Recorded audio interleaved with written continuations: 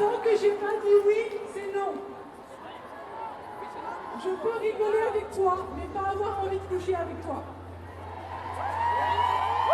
Je peux boire avec toi sans avoir envie de coucher avec toi. Je peux avoir envie de t'embrasser sans avoir envie de coucher avec toi. Je peux avoir envie de coucher avec toi, puis finalement changer d'avis. Je ne te dois rien, tu ne me dois rien. Tant que j'ai pas dit oui, c'est non. Alors je vous propose qu'on répète. Le consentement, quand c'est pas oui, c'est non. Quand c'est pas oui, c'est non. Le consentement, quand c'est pas oui, c'est non. Le consentement, quand c'est pas oui, c'est non. Le consentement, quand c'est pas oui, c'est non. Le consentement, quand c'est pas oui, c'est non. Le consentement, quand c'est pas oui, c'est non. Le consentement, quand c'est pas oui, c'est non. Le consentement, quand c'est pas oui, c'est non. Le consentement, quand c'est pas oui, c'est non. Le consentement, quand c'est pas oui, c'est non. Le consentement, quand c'est pas oui, c'est non.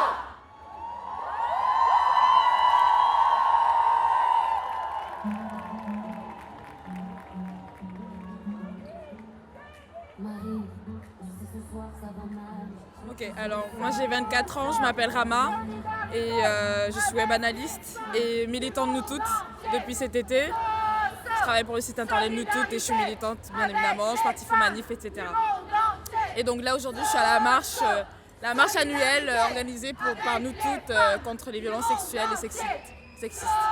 Alors là actuellement on se tient la main, on est toutes des femmes cis devant le cortège, on se tient la main parce que le but c'est de protéger les manifestants, la tête de cortège et de s'assurer que personne n'entre. Donc nous rend nos liens, ces super liens, la delphité qu'on a entre nous. Voilà. Je m'étais abonnée depuis un certain temps au compte Instagram Nous Toutes parce que c'est vraiment quelque chose qui est intéressant et du coup aujourd'hui j'ai vu qu'il y a une manifestation et du coup je suis venue pour manifester. Quand je vois les chiffres de femmes violées, femmes battues, tous les féminicides, tout ce qui ne va pas, je trouve ça quand même assez choquant et je trouve ça pas normal qu'on soit encore là en 2022 et du coup je suis venue ici pour réclamer un changement au niveau même de l'éducation du gouvernement, etc. Je dirais éduquez-vous vraiment quand vous savez pas un sujet, quand vous connaissez pas un sujet, vraiment c'est important de se renseigner là-dessus. Et peut-être que vous allez découvrir des choses qui vont vous choquer, qui vont permettre de vous révolter contre quelque chose parce que c'est pas normal. La condition des femmes actuellement, c'est pas normal. Du coup, voilà, renseignez-vous, éduquez-vous et voilà, manifestez. Moi, ça fait pas longtemps que je suis engagée dans l'asso Nous Toutes, c'est assez récent. C'est pour soutenir les femmes et surtout montrer qu'on est ensemble et pas parce que je pense qu'il y a beaucoup de rivalité féminine aussi et ouais ça me fait du bien d'être entourée de femmes et de porter ce combat-là parce que je pense comme beaucoup j'ai été victime aussi d'agressions, en tout cas ne serait-ce que dans la rue, ça peut aller hyper vite donc voilà, ça fait du bien. Ça fait du bien de se rassembler et d'être ensemble en fait. C'est ça que je recherche en venant ici. C'est d'être ensemble et de porter le même message et de se soutenir mutuellement. C'est pour ça aussi que j'agis dans l'asso Nous Toutes, notamment dans un groupe pochoir. Donc moi je suis à Saint-Denis, je suis à Bobigny. Et on a poché dans les rues aussi. Et c'est important je pense de le faire dans sa ville aussi pour se sentir bien. C'est un moyen de se sentir plus... à partir du moment où on agit déjà, on reprend un peu le contrôle. Donc ça fait du bien. Voilà. Je m'appelle Dagrassa Ayrton et j'ai 33 ans. Je travaille CDI, hétérosexuel, un peu dans la norme, personne racisée. J'ai entendu parler de la marche par une amie en fait, qui fait partie du groupe justement Nous Toutes qui travaille en fait, bénévolement. Et c'est quelqu'un avec qui j'avais énormément discuté sur tout ce qui était un peu la place de la femme dans la société, les différentes inégalités qu'il y avait autour. Et c'est un peu le fruit d'une éducation personnelle suite à plusieurs, pas trop de lectures, mais pas mal de podcasts qui m'ont beaucoup sensibilisé, en tout cas fait prendre connaissance de quand même la marche assez énorme qui est liée entre le traitement des hommes et le traitement des femmes dans la société. Et c'est vrai que c'est pas mal quand il y a ce mouvement-là de montrer quand même une présence physique. Parce qu'il y a toute la présence des réseaux sociaux, donc on voit que ça fait vraiment du bruit, tout ça est partagé, mais de le voir physiquement, je pense que c'est un peu quand même autre chose que par les réseaux sociaux, c'est une autre dimension. Honnêtement, c'est quelque chose qui me révolte quand même assez pas mal de vivre dans une société où il y a de telles différences. Et en fait, ce qui me fait rager le plus, c'est pas tant qu'il y ait ces choses qui se passent, c'est plus les conséquences qu'il y a derrière qui sont tellement infimes. Et t'as l'impression qu'en fait, c'est quasiment c'est du commun qui se revend presque en normalité en fait. Et c'est surtout ça qui est le plus dangereux. Après, moi en tant qu'homme, je suis pas touchant. On va dire que je suis du bon côté entre guillemets de la barrière parce que je suis pas tout ce que vous vivez. Étant donné que j'ai pas je suis payé comme un homme, entre guillemets, j'ai pas ces réductions salariales qu'on peut avoir ou tout ce qui peut toucher aux tâches et tout, etc. Dans le quotidien. Mais c'est quand même important de montrer aussi surtout sa solidarité face à des personnes, en tout cas des communautés, des groupes de personnes auxquelles on n'appartient pas en fait. Je pense que c'est ça surtout qui se perd. Parce que je pense que si on devait tous se battre pour son propre but ou ses propres intérêts, on ne serait pas beaucoup aux marches, quelle que soit la marche ou quelle que soit la cause défendue, quoi. Ça coûte rien, c'est de la présence visuelle et dites-vous que vraiment ça coûte rien à part du temps. Donc profitez-en.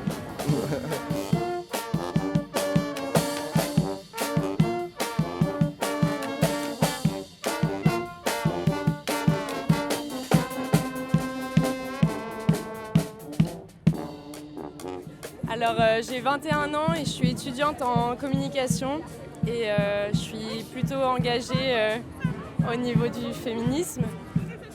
J'aimerais vraiment que les femmes aient autant de droits et de reconnaissance que les hommes. Ce qui se passe en 2022, c'est intolérable, que ça soit aussi bien en France qu'aux États-Unis par exemple, avec l'arrêt des droits pour l'IVG au Texas notamment. Et c'est quelque chose qui me révolte. Voilà. Alors j'ai fait un tableau, donc c'est une infographie d'un pantalon, un jean bleu, avec du sang qui coule entre les jambes pour représenter les règles. Et j'ai écrit au-dessus que le seul sang qui devrait couler, c'est celui-là et pas un autre. Je suis là parce que je suis la première concernée, ma mère est concernée, mes copines sont concernées. On est toutes emmerdées dans la rue, peu importe ce qu'on fait dans la vie, qui on est, ce qu'on veut être, ce qu'on représente. On est toujours emmerdés parce qu'on est juste des filles et qu'on n'a pas de teub en fait, et ça me saoule parce qu'on se retrouve dans des situations qu'on ne peut plus tolérer. On se fait harceler, on se fait suivre dans la rue, on a toujours peur, on se dit ouais, si je m'habille comme ça, ça va mal se passer. Il y a toujours des problèmes. Donc, Et là tu te dis il commence à être 23h, je vais pas prendre le métro à cette heure-ci. Dépasser 23h, ça commence à être un petit peu compliqué parce qu'il y aura plus personne dans les transports et on a peur de la mauvaise rencontre et c'est toujours un petit peu... en fait, nos emplois du temps aussi sont un petit peu réglés par ça. On se bouffe un petit peu la vie pour des choses qu'on ne devrait pas. En fait, on ne devrait pas se poser des questions parce que...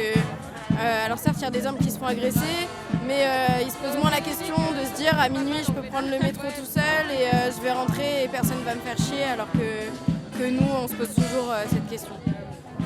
Donc je lutte pour ça et mon engagement, il est aussi dû... En fait, la musique d'Angèle, Balance ton quoi, est arrivée pile au moment où je commençais à me remettre en question toutes ces idées et ça a été une révélation pour moi de voir qu'en fait toutes les femmes, ou énormément de femmes en tout cas, se sentent concernées par cette problématique et depuis, j'en suis là. Il faut que ça bouge et on est là pour ça.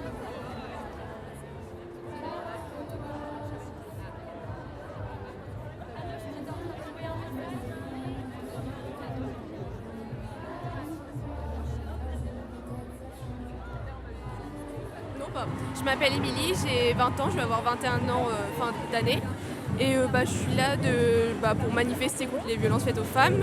J'y étais là aussi l'année dernière et j'ai aussi fait celle de Tours l'année dernière et donc je reviens cette année. Là, mon affiche, elle parle des violences faites aux femmes aussi sur les réseaux sociaux parce qu'il y a beaucoup de femmes qui se font insulter sur les réseaux sociaux et qui reçoivent aussi des dick pics souvent. Voilà. Donc sur la pancarte, il y a écrit « Les violences faites aux femmes sont aussi sur les réseaux sociaux ». Et de l'autre côté, il y a écrit « Combien d'années encore nos parents devront-ils avoir peur pour leurs filles lorsqu'elles sortent seules le soir ?» Par exemple, mes parents, je vois que quand je sors le soir toute seule, ils s'inquiètent pour moi, ils veulent vraiment savoir si je suis en sécurité, enfin quand je suis rentrée et tout. Voilà. Parce que mes parents, ils n'ont pas à avoir peur pour nous. Voilà. La femme, la vie, la liberté. La femme, la vie, la liberté. La femme, la vie, la liberté. La femme, la vie, la liberté. Résistance internationale contre les violences faites aux femmes. Résistance internationale contre le sexisme et le capital. Il y en a assez de la société qui nous divise et applique l'austérité. Il y en a assez de la société qui nous divise et applique l'austérité. Il y en a assez de la société qui nous divise et applique l'austérité. Il y en a assez de la société qui nous divise et applique. Alors, je suis Béatrice Bellocchi. On est le collectif féministe Nord-Essonne qui comprend les villes de Massy, Palaiseau, Igny, Verrières, Orsay et toutes les autres qui veulent se joindre à nous. Et nous sommes un collectif féministe qui évidemment aujourd'hui manifeste contre les violences faites aux femmes et toute forme de violences sexistes et sexuelles. Il est important que le terrain, c'est-à-dire les citoyennes et les citoyens, sortent dans la rue pour dire qu'on n'en peut plus, qu'il y en a marre et en fait montrer aussi qu'on ne va rien lâcher parce que si la rue ne se mobilise pas, eh bien à un moment donné les pouvoirs politiques ne prennent pas les décisions qui conviennent et aujourd'hui la France est très en retard sur les politiques à ce niveau-là. Il faut aller plus loin. Il faut mettre des moyens et il faut surtout aussi prendre conscience que c'est une affaire collective et qu'on est en train de parler des questions de sécurité nationale, de sécurité publique, puisque une femme meurt toutes les 72 heures en France. Alors la couleur violette, c'est une couleur, il y a différentes interprétations pour son origine, mais en tous les cas, qui représente aujourd'hui au niveau international, c'est une couleur qui rassemble, qui réunit et qui reconnaît les luttes féministes. J'ai un mot à dire, à savoir que la question des violences faites aux femmes et toutes les violences sexistes et sexuelles, c'est une affaire de toutes et de tous, que chaque citoyenne et citoyen doit se sentir concerné parce que les agressions sont dans tous les coins des rues et parce que c'est comme ça qu'on va obtenir une société moins violente, une société plus apaisée et en tous les cas aussi plus juste avec les droits des femmes. Alors mon affiche, c'est pour dire, il y a écrit « Messieurs, il est temps de penser au-dessus de vos ceintures » parce qu'en fait, les hommes voient les femmes, hélas trop souvent, comme des objets sexuels sans penser à ce que les femmes sont des personnes d'abord. Voilà. Et est-ce qu'ils traiteraient leurs amis comme ils traitent les femmes Je ne suis pas sûre. Voilà. Et de l'autre côté, il y a un petit dessin que vous ne verrez pas puisque c'est la radio. Il y a écrit « Le cerveau, c'est plus haut ». Voilà, c'est plus haut que la ceinture. Donc, messieurs, il faut penser de temps en temps et ne pas réagir qu'avec ce qui est au-dessous de votre ceinture. Voilà, ceci dit, sans animosité aucune pour ces messieurs. Voilà, donc moi je suis Cécile, j'ai 41 ans et je travaille pour une ONG et je suis en charge aussi des problématiques éthiques, des abus sur les biens et sur les personnes et donc sur les abus sexuels aussi. Je suis là par militantisme mais aussi parce que j'ai aussi été victime de violences conjugales. Donc c'est important d'être là par solidarité.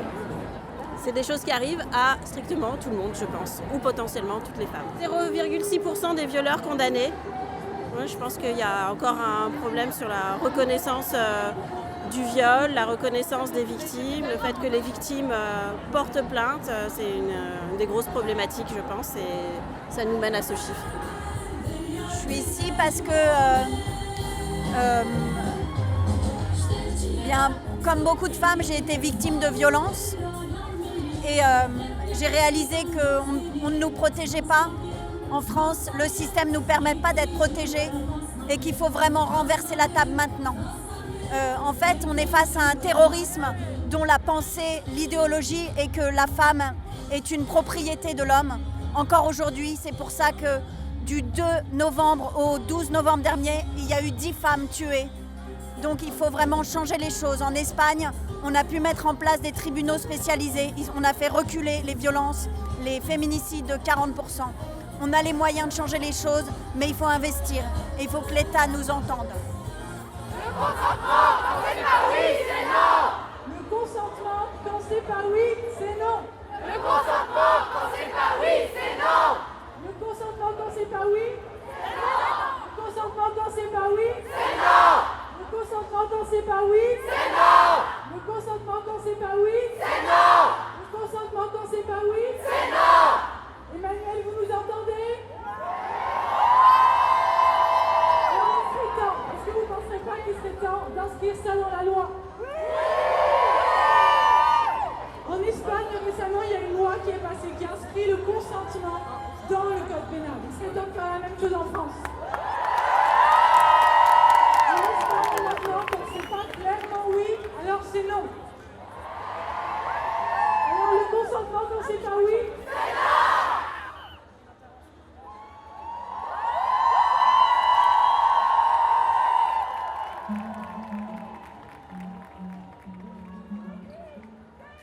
Éduquer vos fils, parce que du coup je pense que tout ça commence dès l'éducation. Pour moi il y a deux types d'éducation, l'éducation à la maison bien sûr des parents et l'éducation à l'école. Il faut inclure à l'école je pense des cours, enfin je pense pas, je suis sûre, il faut inclure des cours d'éducation sexuelle pour expliquer aux jeunes garçons le respect et le consentement, et ça commence dès le plus jeune âge, et nous on n'a pas eu ça à l'école. Et du coup c'est devenu normal et basique que les garçons titillent les filles et se moquent d'elles, ou alors de regarder sous sa jupe, voilà, ou de faire des comportements, des phrases déplacées, c'est tout à fait normal. Donc voilà, je pense que l'éducation des fils du coup est primordiale, car on ne peut pas dire à la fille « regarde aussi comment t'es habillée ». Aujourd'hui c'est normal de dire à la fille « ah tu t'es fait violer, ah mais regarde t'étais dehors et t'étais en mini-jupe ». Non, c'est l'homme à 100% qui est responsable. Je peux être toute nue en burqa, ça n'a aucun rapport avec le fait que je me sois fait agresser ou violer. Et du coup pour moi c'est l'éducation des garçons. Donc au lieu de dire à ta fille comment elle est habillée, dire à ton garçon de respecter les femmes. C'est tout à fait normal. En fait pour moi aujourd'hui je déteste ce mot de féministe, car je suis humaniste. On est tous pareils, les femmes et les hommes. Pour moi, c'est d'abord les hommes qu'on doit éduquer. Parce que les femmes, tu veux leur dire quoi? Ah, ma fille, t'habilles pas comme ça? Non. Ma fille, habille-toi comme tu veux. Ma copine, habille-toi comme tu veux. Tu es libre de ton choix de t'habiller comme tu veux. En fait, il faut juste apprendre à la femme qu'elle est libre. Et justement, même moi, par exemple, je pense le matin, ah merde, je vais rentrer tard, faut que je mette un pantalon, parce que sinon je vais me faire embêter dans le métro ou dans le RER. Donc non, ça c'est pas normal de penser comme ça. Et moi par contre j'ai été éduquée comme ça en faisant attention à réfléchir à 2 fois avant de m'habiller pour pas que je me fasse agresser dans le métro. Donc ça c'est pas normal. Donc pour moi c'est les garçons qu'il faut éduquer en priorité. Les femmes justement ont trop été éduquées à faire attention et à se préserver. Alors que c'est pas normal, ça doit être l'inverse. Liberté, égalité, sororité. Voilà. Éduquez vos fils. Éduquez vos fils. Et éduquer tout le monde, que tout le monde est égaux, tout simplement.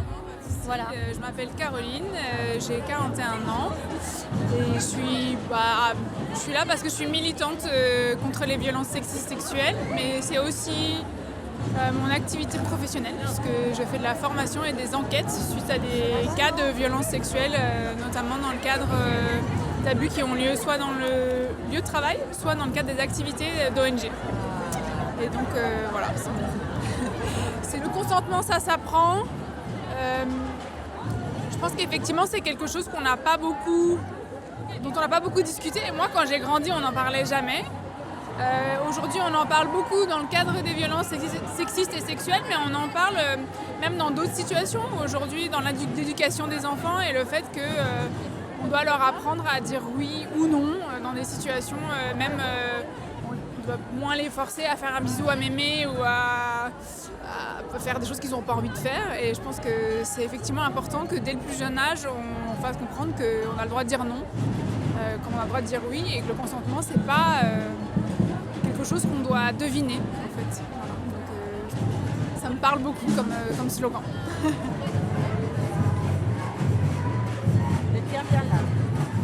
Moi je m'appelle Olenka, je suis artiste et je suis ici pour manifester.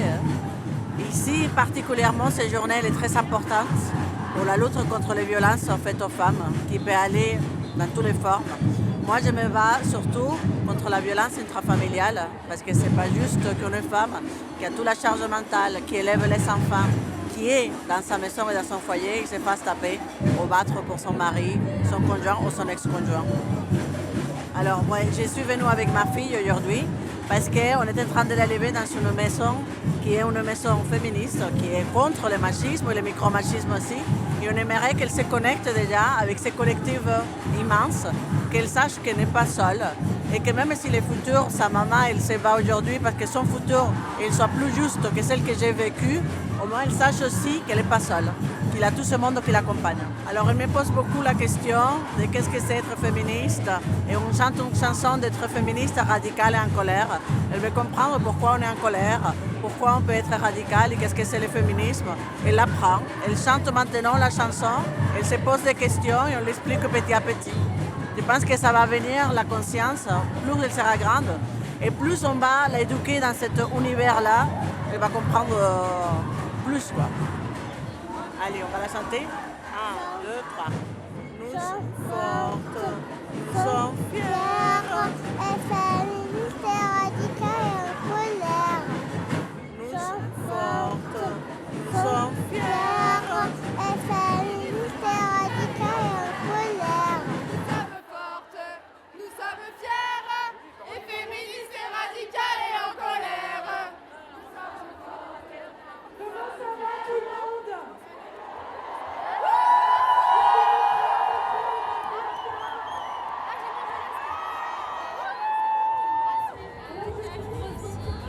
Ok, moi du coup je suis une femme de 29 ans.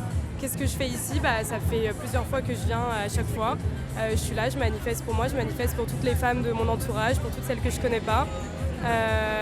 Parce qu'on est dans une société où il y a quand même des gros problèmes au niveau du patriarcat, au niveau de la justice. Et du coup je viens faire entendre ma voix et je viens surtout soutenir toutes celles qui en ont besoin. Du coup, dans mon affiche, il y a écrit un viol toutes les 6 minutes. Du coup, ça c'est la réalité de ce qui se passe en France. 0,6% de condamnation. Alors un viol toutes les 6 minutes, ça représente, si je ne me trompe pas, environ 110 000 viols par an. 250 viols par jour. Et 0,6% de condamnation, c'est les agresseurs qui ont fait pas, la justice ne fait pas son boulot. Et 0,6% de condamnation, c'est rien. C'est vraiment rien et c'est pas normal. Et donc du coup, stop à l'impunité des agresseurs aujourd'hui. Et c'est une des grosses raisons pour lesquelles je suis là aujourd'hui. Et derrière, il y a écrit « Je te crois » parce que c'est important du coup de le dire et de soutenir celles qui en ont besoin. Je te crois. Du coup, sur mon affiche, j'ai écrit emprisonner nos violeurs, pas nos dealers. Du coup, c'est juste, ça reste deux crimes, ça reste un crime les deux choses, mais il n'y a pas les mêmes peines qui sont encourues et juste pour rappeler, il y a 0,6% des violeurs qui sont condamnés. Non, parce que je fais partie d'un collectif féministe à Verrières, dans l'Ord-l'Essonne, mais je suis là parce que ma fille a été tuée par son compagnon il y a 10 ans. Et là, après 10 ans, c'est compliqué au niveau de la justice, la remise de peine et tout ça. Alors je suis un peu perturbé par tout ce qui se passe. Voilà. On va accueillir Magali de Nous Toutes, Claire du collectif Infantiste et Julie de l'Union syndicale solidaire.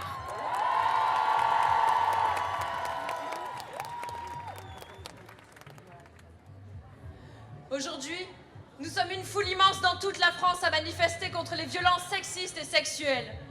C'est bien la preuve de notre détermination à éradiquer ces violences. Ils nous ont dit libérer la parole. Alors nous avons libéré notre parole, haut et fort. Ils nous ont dit laissez la justice faire son travail.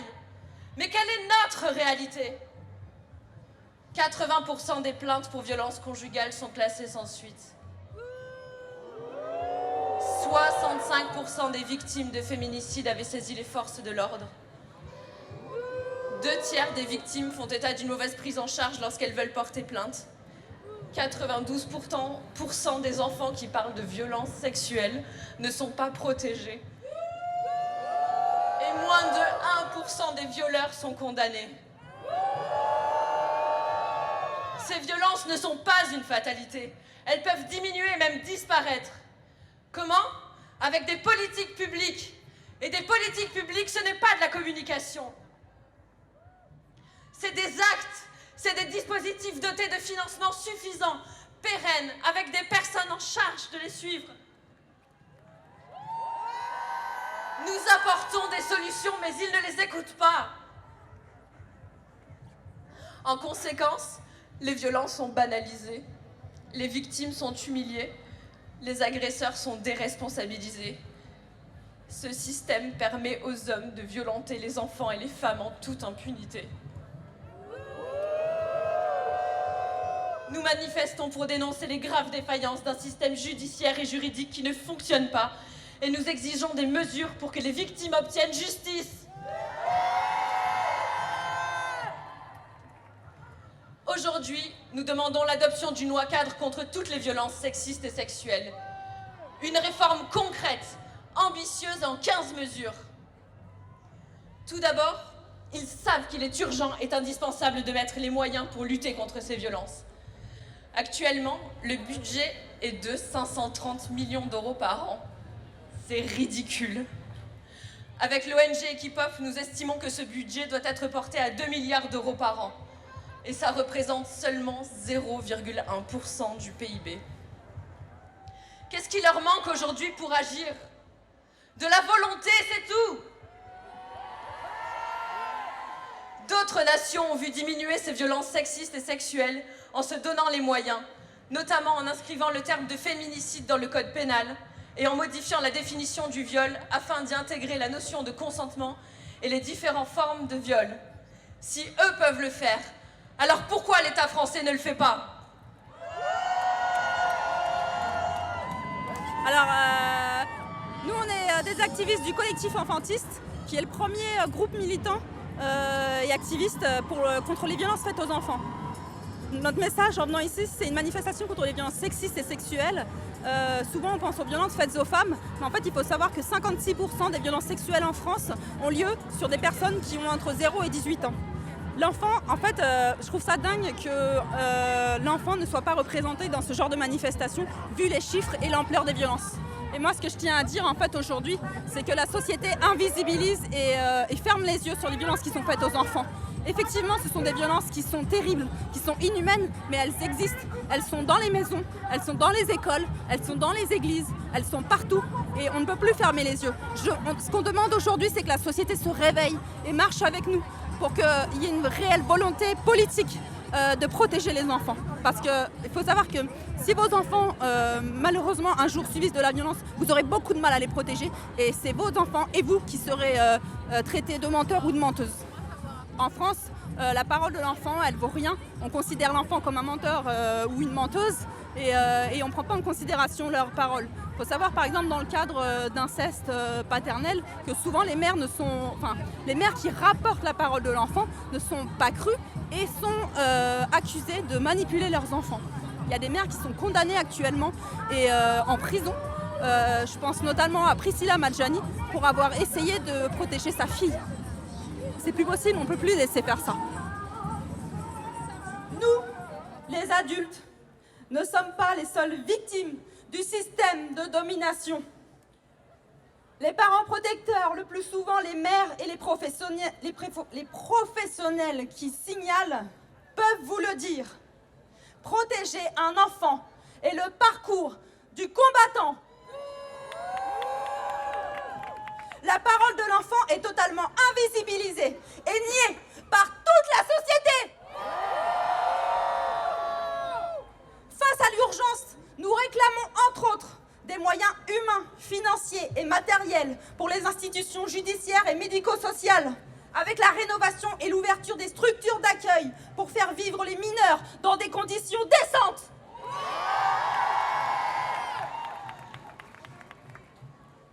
Intégrer dans le code pénal le contrôle coercitif afin d'obtenir une prise en charge globale des violences au sein du couple. Violences psychologiques, physiques, sexuelles, économiques et vicariantes, peu connues. Les violences vicariantes sont des violences de genre infligées à des enfants pour faire souffrir leur mère. Leur non prise en compte par la justice ignorante alors des mécanismes de ces violences mère-enfant, ne permet pas la protection ni des femmes, mères, ni de leurs enfants. Nous devons avancer dans la compréhension des violences de domination. Toutes ces mesures, il faut les appliquer maintenant. Plus de discours, plus de promesses, plus de Grenelle, plus de missions parlementaires. Nous exigeons de la volonté, de l'argent et des actes. Tant que l'État continuera de fermer les yeux, nous serons là. Tant que l'État continuera de refuser d'agir, nous serons là. Tant qu'il y aura de l'injustice à la place de la justice, nous serons là.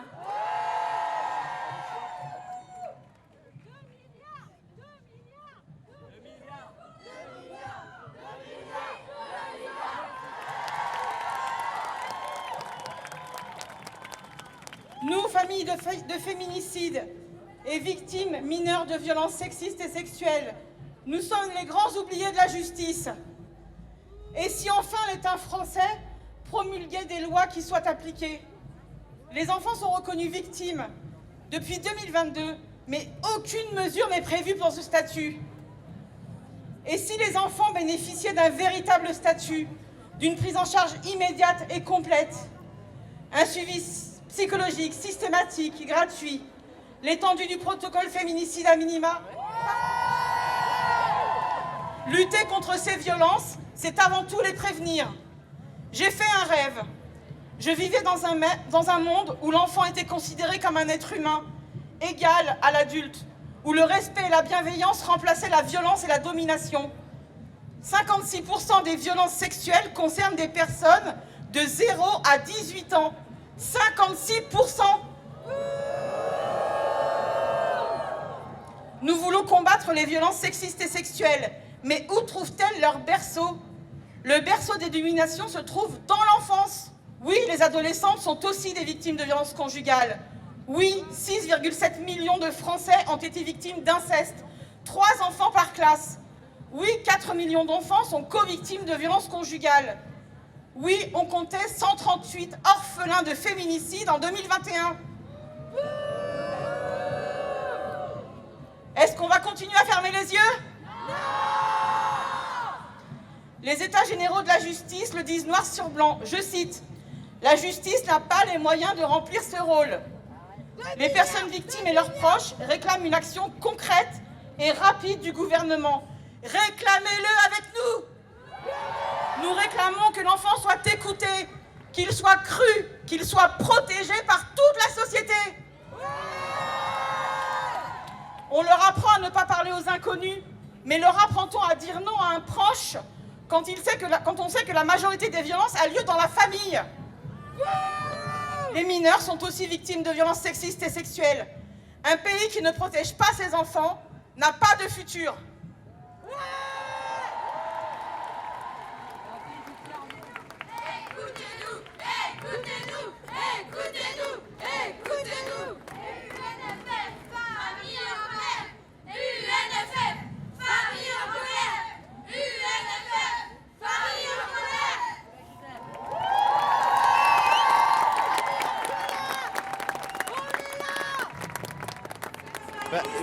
Je m'appelle Maximilien, je suis en double licence Histoire Sciences Politiques.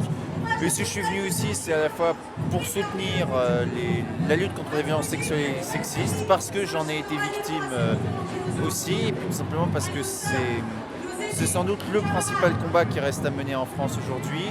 Et c'est très important, par des actions dans la rue, de montrer qu'on est là, qu'on existe et qu'on lâchera rien. Je me suis longtemps demandé si j'allais venir dans cette manifestation, non pas parce que j'avais peur d'être exclu parce que j'étais un homme, mais parce que je me demandais si rien que le fait d'être un homme n'allait pas réveiller des souvenirs chez certaines personnes qui auraient pu être victimes. Donc je me suis demandé, mais je trouve qu'il est important pour répondre aux détracteurs de droite et d'extrême droite, notamment qui appellent les femmes des hystériques quand elles manifestent, de montrer que c'est un combat partagé par une grande partie de la société. Et puis, même si effectivement c'est plus tabou, il est important aussi de montrer que oui, les violences sexuelles et sexistes peuvent cibler des hommes et qu'il est aussi important de faire un combat transpartisan, national et représentatif.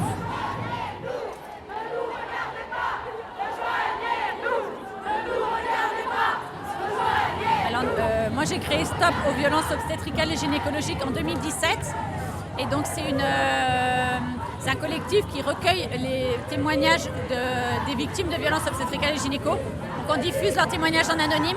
Ça permet de faire prendre conscience aux médicales, on l'espère, que ces violences, elles ont des impacts dramatiques sur la santé des femmes, des familles. Et aussi, on fait tout un travail avec les politiques pour qu'il y ait des mesures efficaces qui soient mises en place pour enrayer ces violences.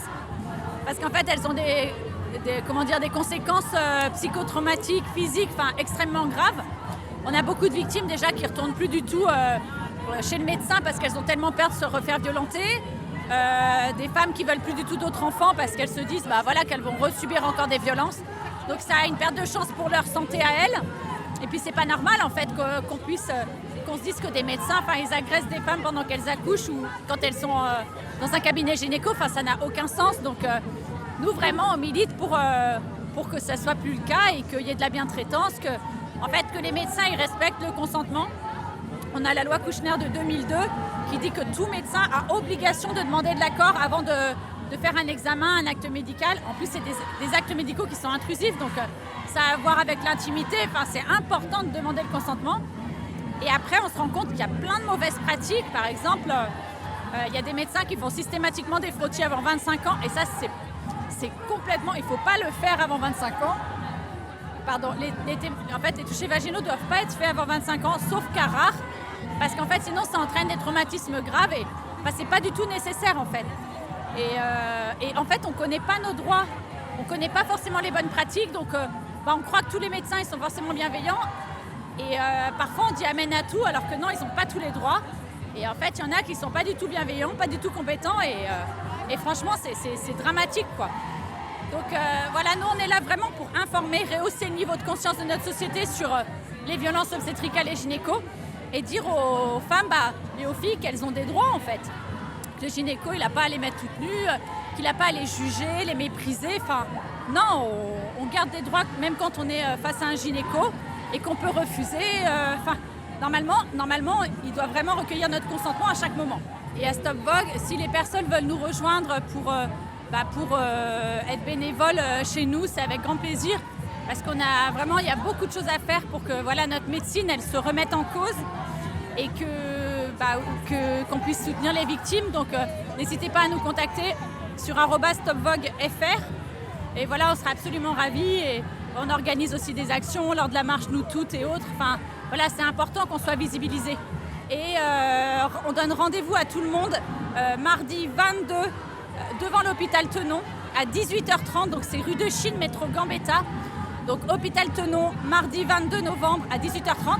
Parce qu'en fait là-bas, il y a un gynécologue qui est encore en poste, malgré 36 plaintes au pénal pour viol. C'est assez hallucinant. Et en fait, il n'est même pas suspendu. Juste ça illustre en fait l'impunité des médecins, c'est pas normal. Donc il faut vraiment venir à ce rassemblement. Mardi 22 novembre, 18h30, on sera là pour que ça bouge en fait. On est obligé, sinon ça ne bougera pas tout seul.